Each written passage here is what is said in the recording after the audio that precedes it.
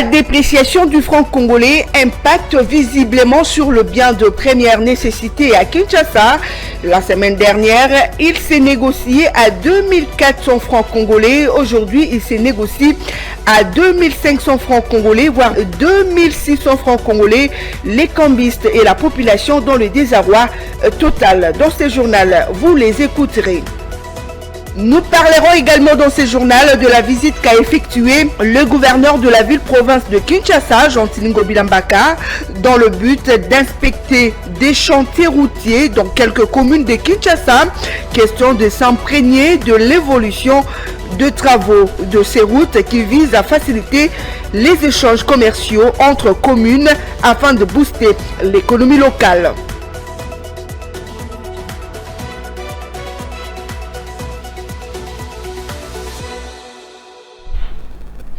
Voilà, il est 20h chez nous, l'heure donc de vous informer avec nous sur Ecofin Télévision. D'abord, cette actualité, l'autorité de régulation de la sous-traitance dans le secteur privé poursuit avec sa politique de vulgarisation de la loi sur la sous-traitance. Cette fois, c'est la ville de Goma, chef-lieu de la province du Nord Kivu, qui a vécu pour la première fois une soirée de réseautage organisée par l'ARSP, occasion pour son directeur général Miguel Katemba d'évoquer sa lutte pour la mise en œuvre effective de cette loi et par conséquent la création de la richesse. C'est le jardin Serena Hotel qui a été choisi pour abriter cette soirée cristallisée des réseautages organisée par l'ARSP après l'inauguration de la journée du siège provincial de Goma, chef-lieu du Nord Kivu. Les opérateurs économiques et les entrepreneurs de la ville du lac étaient les bienvenus dans ces chapiteaux afin de s'enquérir davantage de cette nouvelle dynamique opiniâtre à la tête de l'ARSP insufflée par le DG Miguel Katemba Kachal, dont les débouchés se résument en la création de la vraie classe moyenne congolaise. À la table d'honneur, le patron de l'entrepreneuriat petites et moyennes entreprises, le ministre de la Recherche scientifique, l'autorité provinciale, le DG de l'ANADEC, ainsi que l'hôte de la soirée, le DG Miguel Katemba Kachal. Ce dernier aura pris quelques bonnes minutes pour communiquer à l'assistance des fonctionnements et la mission dévolue à l'autorité de régulation de la sous-traitance dans le secteur privé en RDC. Je pense que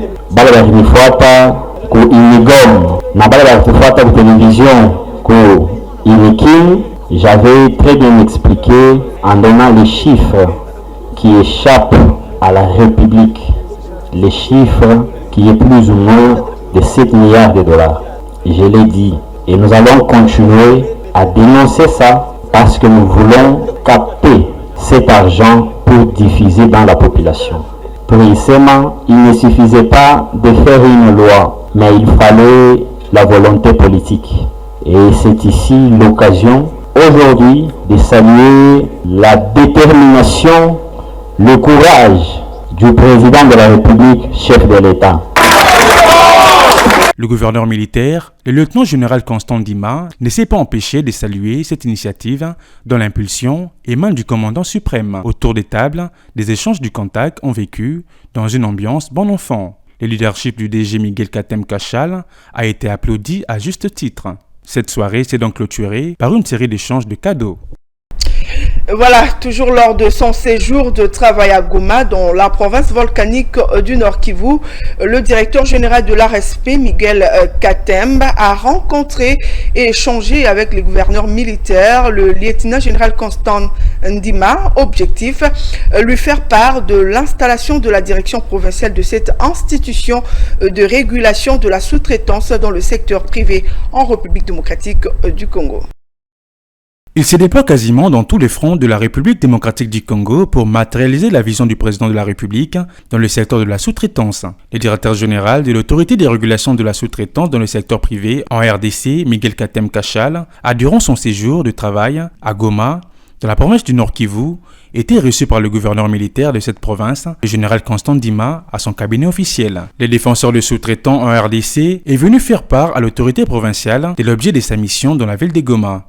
Nous sommes venus ouvrir officiellement une direction provinciale de l'autorité de régulation de la sous-traitance dans le secteur privé ici à Goma, dans la vision de son Excellence, Monsieur le Président de la République, chef de l'État, qui veut à ce que la population congolaise ou les Congolais puissent accéder à l'économie, puissent tenir en main leur économie. Raison pour laquelle nous sommes venus ici pour encadrer ces entrepreneurs dans la sous-traitance, dans la participation de la chaîne des valeurs, dans la collaboration avec les sociétés principales implantées ici dans la province du Nord Kivu. L'autorité de régulation de la sous-traitance est là d'abord pour garantir le marché des sociétés à capitaux majoritairement congolais. Bien sûr, la loi n'exclut pas les étrangers. Nous encourageons les partenariats. Le partenariat entre les nationaux et les étrangers, ça s'est fait partout au monde. Avec Témérité, le patron de la sous-traitance dans le secteur privé voudrait par l'installation d'une nouvelle direction provinciale avoir un suivi permanent et minutieux sur le respect de la loi qui s'impose dans ces domaines. Du Nord Kivu à Kinshasa, cette fois-ci pour parler du dernier conseil de ministres tenu le 7 juillet dernier. Le président Félix Tshisekedi a sommé les sociétés minières de respecter les engagements pris dans le cahier de charges vis-à-vis des communautés locales. En cela, le chef de l'État a donné des orientations à la ministre en charge des mines, afin de prendre des sanctions contre le minier qui iront à l'encontre de ces principes. Fulgence Milaï nous en dit plus. Il a été signifié dans les comptes rendus du Conseil des ministres qu'à la suite d'une mission d'évaluation des obligations découlant de la responsabilité sociétale et environnementale des entreprises minières opérant dans la province du Haut-Katanga et celle du Lualaba, le président de la République Félix Tshisekedi a noté que certaines sociétés minières n'ont pas respecté certains engagements pris dans le cahier des charges conformément à l'article 285 du Code minier, alinéa 4, sur lesquels s'est basée la mission d'évaluation. Dans le cadre des actions de développement durable en faveur des communautés locales impactées par les projets miniers, il a été observé non seulement le retard considérable dans l'élaboration ou du cahier des charges par certaines entreprises minières, mais aussi le non-respect des chronogrammes des activités par les entreprises minières dont les cahiers des charges ont été approuvés par l'autorité compétente. Un comportement qui impacte négativement les actions sociales à réaliser par ces entreprises en faveur des communautés locales. Face au retard accumulé par les entreprises concernées dans l'élaboration des cahiers des charges et l'exécution des chronogrammes des activités approuvées, le président de la République a chargé la ministre des Mines à inviter toutes les entreprises minières déjà en phase de production à s'acquitter de cette obligation légale dans un bref délai et dans les cas contraires de prévoir des sanctions appropriées en vue de faire respecter la réglementation en la matière. Au cours de ces mêmes réunions du gouvernement tenues le week-end dernier, le ministre des Hydrocarbures a fait le rapport sur le travaux autour de la zone maritime d'intérêt commun après la mission qu'il a conduite à Luanda du 19 au 22 juin dans le cadre de la poursuite de réflexion sur la mise en œuvre effective de l'accord portant exportation et production des hydrocarbures dans la dite zone par la République démocratique du Congo et l'Angola. Cette troisième réunion bilatérale, marquée par une évolution remarquable vers la concrétisation de l'accord évoqué, a permis aux deux parties de procéder à l'harmonisation de principes directeurs du contrat de partage de production que devront signer l'entité concessionnaire représentée par la RDC l'Angola et l'entité du groupe d'entrepreneurs dont Sonangol et Sonaïdroc en sont membres représentés par l'opérateur Chevron. Il a été notamment convenu que les concessionnaires désignent le ministère des Hydrocarbures et l'ANPG en tant que titulaire de concession pour procéder aux travaux de prospection, d'exploration, d'évaluation, de développement et de production d'hydrocarbures liquides et gazeux dans la zone maritime d'intérêt commun. La répartition se fera à part égale, soit 50% de revenus du concessionnaire pour chaque pays. Les leaderships dans les négociations, soit la responsabilité du concessionnaire.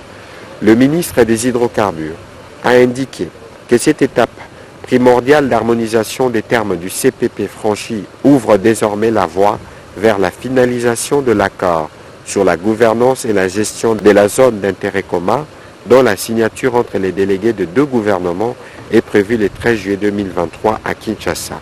Elle déclenchera à son tour les travaux des négociations du contrat de partage de production harmonisé entre les parties prenantes. Autre chose à présent, le gouverneur de la ville-province de Kinshasa, Jean-Tiningo Bilambaka, a consacré la journée des dimanche 9 juillet à la visite de différents chantiers routiers dans la ville de Kinshasa. Pendant cette période de tournée, la population quinoise a fait montre de sa reconnaissance à l'endroit du gouvernement provincial de Kinshasa. Les commentaires et des Pichou Ndita. Il a commencé sa tournée par l'avenue Kikwit, précisément sur le pont qui traverse la rivière Kalamou à la hauteur de l'avenue Luanza, dans la commune de Makala. Là, Jean-Tini Ngobilambaka, gouverneur, a assisté aux travaux de la pose de poutres sur le pont en construction. 8 poutres en total, dont chacune longue de 15 mètres. Selon l'ingénieur-chef des chantiers, ces poutres jouent également le rôle de prédales. Ensuite, il s'est rendu dans l'autre rive de l'avenue Kikwit pour s'imprégner de l'évolution de travaux qui ont déjà pris fin, d'où l'enthousiasme de ce riverain. Le gouverneur, merci. L'idée au Bozalaki Nango, étant que gouverneur, étant que président de la République, l'idée au Bozwaki, une initiative Oyo, il y a qu'au travailler Nzela Oyo. Dans le Belika pour Nabino, merci. Bon, continuez les choses sur la malam, babisika au bola au moussou et salemina noté. Bon, avancer les choses. Bon, awa benda nandenga mabete kodindeza makasi. Nakasi bino mobomo na banda ko ya na CC kodindeza makasi. Na effort abango de père et de mère basali ba ko sala ndele lo benda ke bana kotoyo koto pena ezala ba Argentine ezala ba numéro 1 na biso mboka kotoyo ayebi ke na 100%. Na yebi ba balabala ndenge ezalaka ndeto bando souffrir mai poto fundo salité criminalité d'abord pour mingi baza na boulté bazo résoudre madame te tout à la paix quand même tout à la biso tout zanga pesima muto quand tu as fini oyo ezalaki yo koleka te o to benga na bichaku chako o to benga na mec no koleka te ko to kachunga na lati ko to koleka ta ko te fuba poto na poto na biso le ko facha sala en tout cas c'est le moyen mutuya. Sur le volet infrastructure routière, plusieurs routes secondaires sont construites en vue de réduire les embouteillages et faciliter la circulation à plus de 15 millions d'habitants que compte la capitale Kinshasa, mais aussi faciliter les échanges commerciaux entre les communes afin de booster l'économie locale. Puisque nous parlons infrastructure, parlons également de travaux de construction de l'aéroport international des Kolwezi dans le Lualaba qui vont bon train.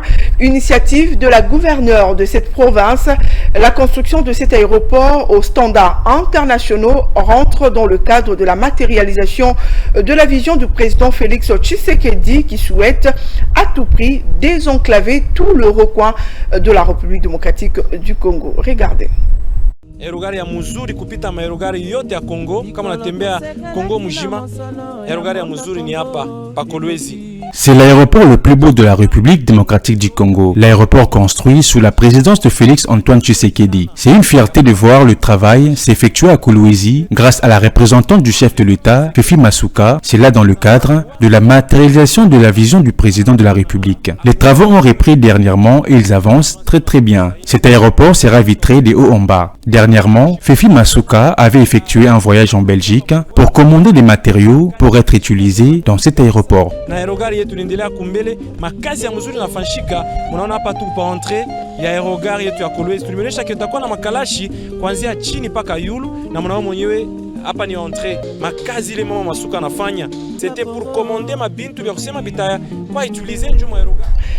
Il est constaté actuellement sur le marché de prix de principaux produits miniers d'exportation de la République démocratique du Congo une tendance haussière en termes de prix d'écoulement pour certains, rapporte le projection de la Commission nationale de mercurial du ministère du Commerce extérieur. En effet, certains produits comme les cuivres, les cobaltes et les thym nagent en tendance haussière cette semaine. Les cuivres s'est négocié à 8526,20 $ la tonne contre 8354,80 $ la tonne la semaine passée, soit une hausse de 171,4 $ américains. Les cobaltes affichent une tendance haussière au cours de cette semaine et s'est négocié actuellement à 28 839 $ la tonne contre 28 838 $ la tonne la semaine passée, soit une légère hausse de 0,001 $ américain. Le thym, lui aussi, est en hausse cette semaine et s'est négocié à 28 344 $ la tonne contre 26 555 $ la tonne, soit un écart de prix positif de 1789 $ américains. Quant à l'or, le zinc, l'argent et les tantales, ils affichent tous une tendance baissière des prix sur les différents types de marchés. En effet, Les zinc se vend actuellement à 2191,70 $ contre 2390,77 $ la semaine dernière, dégageant ainsi un écart des prix négatif chiffré à 199,07 $ américains. L'or s'est négocié à 63 $ les grammes contre 63,33 $ précédemment. Une baisse des 0,33 $ américains. L'argent baisse des 0,78 $ pour 0,77 $, soit un écart des prix négatif des 0,01 $. Enfin, le tantal s'est négocié sur les marchés à 377,40 $ contre 351,50 $ pour une baisse de l'ordre chiffré à 14 $. 48 heures après la lecture de l'ordonnance portant nomination de nouveaux animateurs du guichet unique de délivrance de permis de construire, une bonne partie de l'opinion s'est montrée satisfaite de la mise en place de cette nouvelle structure qui, selon elle, va réguler le secteur de délivrance de permis de construire et surtout permettra à l'État de renflouer ses caisses et d'organiser davantage ces secteurs. En parallèle, elle demande aux animateurs de cet organe public de travailler pour l'intérêt du peuple congolais. Igor Biwaka et Pichou Dita. Sur le terrain, la population n'est pas restée insensible face aux différentes nominations des nouveaux mandataires à la tête des différents établissements publics. Particulièrement, les nominations au guichet unique des délivrances de permis de construire ont suscité la satisfaction de la population qui, selon elle, constitue un autre canal générateur de recettes. C'est une bonne initiative de mettre en place ces guichets uniques de délivrance des permis de construire. Cela permet à l'État d'avoir un contrôle permanent sur la délivrance même de ces permis. Et par conséquent, il n'y aurait plus de cas de fraude. Encore faut-il souligner que par ces guichets, l'État pourrait renflouer davantage ses caisses. C'est la raison pour laquelle j'ai acquis avec grande joie cette nouvelle. La commission chef de l'État, il a des offres à l'immaté, à Baksabaïdé, Béné, tombe qui n'a guichet unique, bon écoute à la caisse Yamboka, en toi, il faut développer mon bébé, Yamboka, écoute à mon solomi, il n'a pas Yamboka. Il y a un peu la CP, il a aidé un chef de l'État. Cependant, elle a invité ses nouveaux mandateurs de travailler pour le bien-être de tous les Congolais. On demande à ces mandataires d'être honnêtes et d'intensifier le contrôle.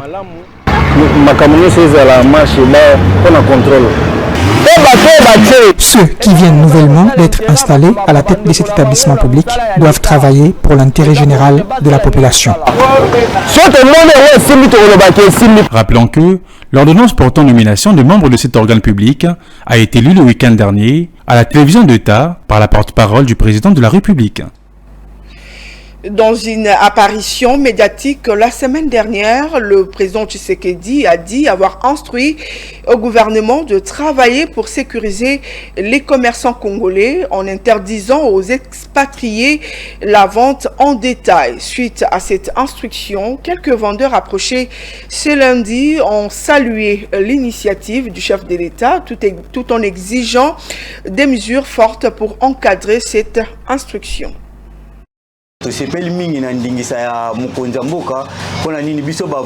On a reçu avec beaucoup de satisfaction cette information selon laquelle les expatriés n'auront plus le droit de vendre des articles en détail. Cette concurrence déloyale ne nous était plus bénéfique. C'est en tout cas ce sur quoi étaient basées nos attentes.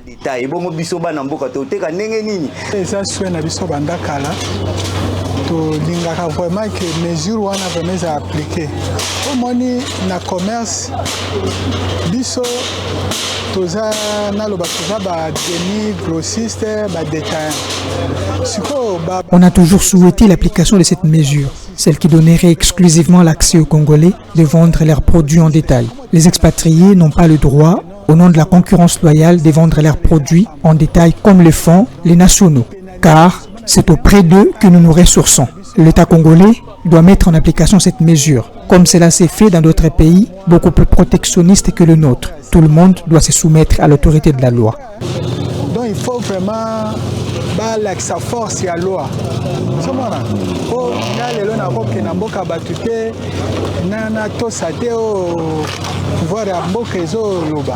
Donc comme le gouvernement a le président a pris ordre, donc ça y est, il y a se soumettre. La tendance de prix de biens de première nécessité demeure haussière dans différents marchés de Kinshasa. Les coûts de certains biens se sont vus doubler, voire tripler cette semaine comparativement à la semaine dernière. Un constat fait ce lundi 10 juillet par Igor Biwaka et Pichu Nzita. C'est dans la commune de Lingwala, au marché Rail, où certains vendeurs ont manifesté leur mécontentement face à cette situation qui devient de plus en plus intenable. Le prix de certains biens de première nécessité, à l'instar des surgelés, des épices, de la farine de semoule, se sont vus doubler et d'autres ont atteint le pic, émiettant le pouvoir d'achat de la population lambda. Il s'observe sur le marché une flambée de prix de première nécessité, à l'exemple du carton de chinchard qui s'est vendu la semaine dernière à 170 000 francs congolais. Il se négocie aujourd'hui à 195 000 francs.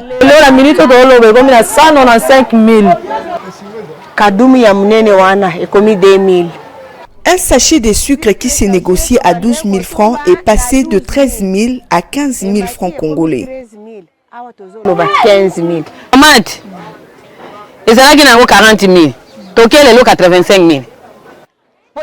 Un panier de tomates s'est vendu à 40 000 francs congolais. Aujourd'hui, nous l'achetons à 85 000 francs et on n'arrive pas à comprendre ce qui est à la base de la flambée de ces prix. Pourtant, c'est pendant cette saison que la tomate s'est fait de plus en plus visible.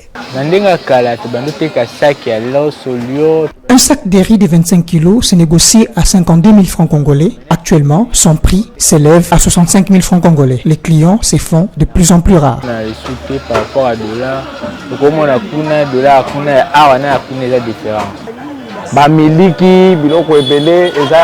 Le prix de tous les produits ont flambé, à l'instar d'une boîte du lait qui s'est troquée autour de 50 000 francs, se vend actuellement à 60 000 francs congolais. Cela n'est pas bénéfique à la population.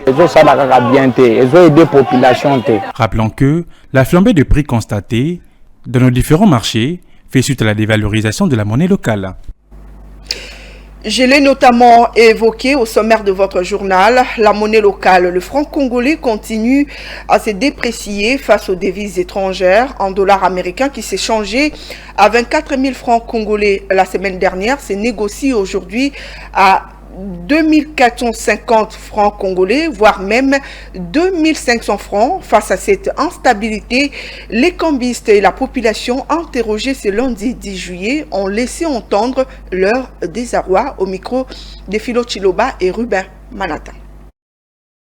Cette descente aux enfers de la dépréciation de la monnaie locale face aux devises étrangères, notamment le dollar américain, réduit davantage le pouvoir d'achat depuis le début de cette année. Pas loin que la semaine dernière, qu'un dollar s'est changé dans le marché parallèle à 2400 francs congolais, aujourd'hui il a remonté à 2450 voire 2500 francs congolais. Pour les cambistes, cette instabilité fait suite au manque de régulation rigoureuse de ce secteur par l'État. Le taux d'échange n'est pas stable sur le marché. Pour cause, la dépréciation du franc congolais face à la devise étrangère que les dollars américains.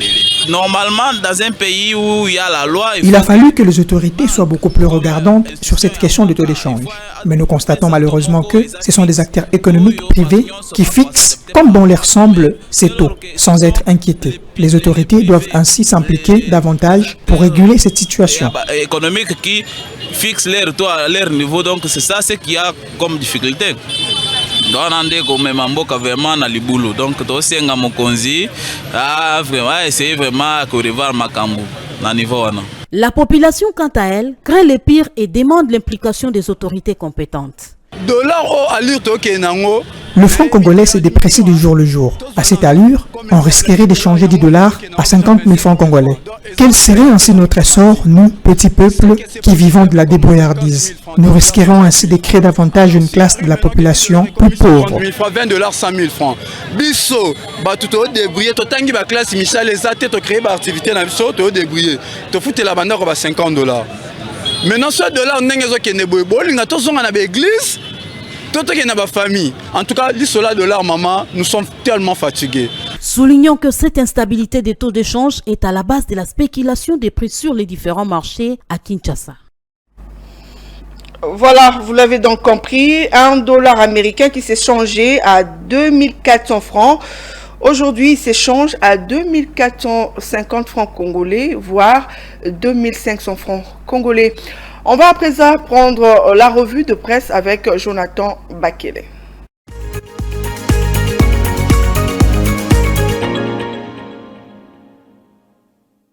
Bienvenue à toutes et à tous dans cette revue de presse économique sur Ecofin Télévision. Ouvrons le champ avec le groupe L'Avenir qui titre à sa 6e page « La BCC encourage le gouvernement à poursuivre les efforts déployés pour soutenir la production et réduire la dépendance vis-à-vis des importations ». Le journal écrit « Intervenant en tant qu'invité, la gouverneure de la Banque centrale du Congo a fait les points de la conjoncture économique du pays. L'économie congolaise est demeurée globalement stable en dépit de quelques tensions observées sur le marché de biens et services. » Le journal souligne « Au cours de la dernière semaine du mois de juin 2023, l'inflation est ressortie à 0,59% contre 0,24% réalisé la semaine précédente. » Ce niveau tient de l'évolution de prix dans les principales fonctions de consommation, notamment produits alimentaires et boissons non alcoolisées, logements, eau, gaz, électricité et autres combustibles et transports. Il s'est également observé une tendance à l'accélération de prix dans les principales villes du pays telles que Kinshasa, Lubumbashi et Goma. Le confrère poursuit, au 29 juin 2023, le taux de change indicatif s'est établi à 2411 francs congolais, le dollar américain, enregistrant une tendance à la dépréciation par rapport à la semaine précédente. La même tendance a été également observée sur le marché parallèle, établissant le taux de change à 2427,5 francs congolais pour un dollar américain. À ce sujet, la gouverneure de la Banque centrale du Congo a rappelé les mesures prises le 19 juin 2023, notamment les rehaussements du taux directeur de la Banque centrale du Congo et du coefficient de la réserve obligatoire sur le dépôt en francs congolais en vue de réduire des pressions exercées par la liquidité excédentaire sur le prix de biens et le taux de change. Terminons cette revue de presse avec Africa News qui titre « Bazouele, Samalou Kondé, satisfait de la production du coton et de l'agriculture vivrière du parc agro-industriel de Dingila à Bouta. » Le journal note, le Premier ministre Jean-Michel Samalou Kondé s'est entretenu le vendredi 7 juillet 2023 dans la soirée avec une délégation de représentants du parc agro-industriel de Dingila qui œuvrent dans le domaine agricole avec une spécialité de la culture du coton à Bouta dans la province de Bazouele. La directrice générale adjointe de la société, confiant à la presse, à l'issue des échanges, s'est montrée très ravie d'être reçue par le chef du gouvernement, auprès de qui elle a exprimé le désir ardent d'être soutenue et accompagnée par l'exécutif national sur plusieurs aspects pour ainsi accroître ses projets qui du reste est salué par le chef du gouvernement. Le confrère poursuit, un projet ne peut que trouver l'assentiment du Premier ministre qui a, avec son gouvernement, levé l'option de la diversification de l'économie RD congolaise et qui tient à traduire aux actes concrets la vision du chef de l'État, Félix Antoine Tshisekedi, prônant la revanche du sol sur le sous-sol. Conclut le journal. Fin de cette revue de presse économique sur Ecofin Télévision. Mesdames et messieurs, merci de votre attention.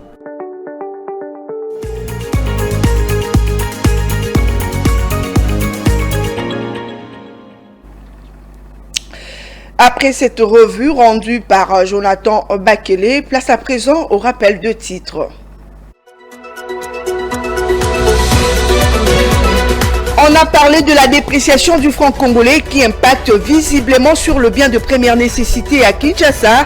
La semaine dernière, le dollar américain s'est changé à 2400 francs congolais. Aujourd'hui, il s'est négocié à 2500 voire même 2600 francs congolais. Les cambistes et la population dont le désarroi total dans ce journal, vous les avez écoutés.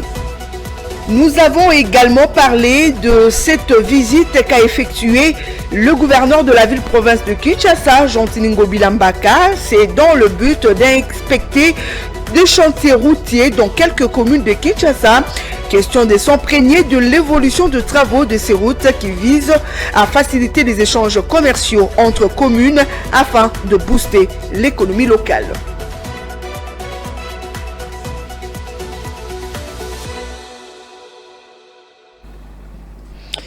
Et comme à l'accoutumée, c'est ce rappel de titres qui boucle complètement cette grande édition sur Ecofin Télévision. Mais vous pouvez continuer à nous suivre sur Facebook, YouTube, Instagram, Twitter, mais également sur TikTok.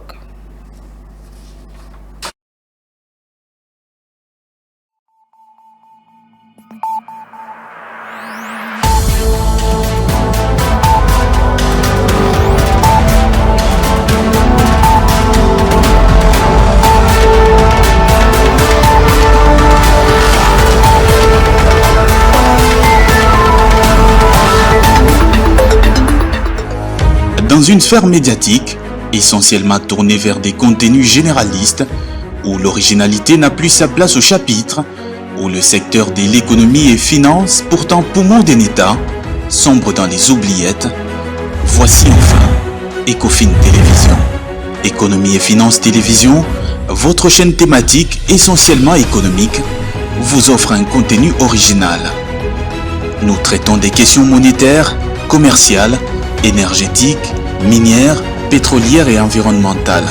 Notre créneau, vous proposer des informations, des analyses, des perspectives et prévisions économiques. Ecofin Télévision vous permet également de comprendre la coopération entre les États et les institutions, sans oublier l'épineuse question de la dette.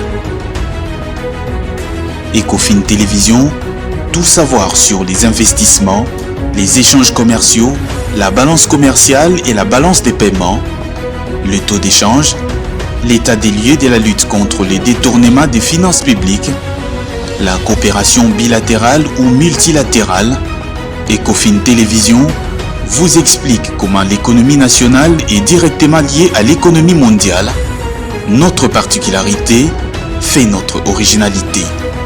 C'est pourquoi nous disons Ecofin Télévision, mieux que savoir sur l'économie et finances, comprendre.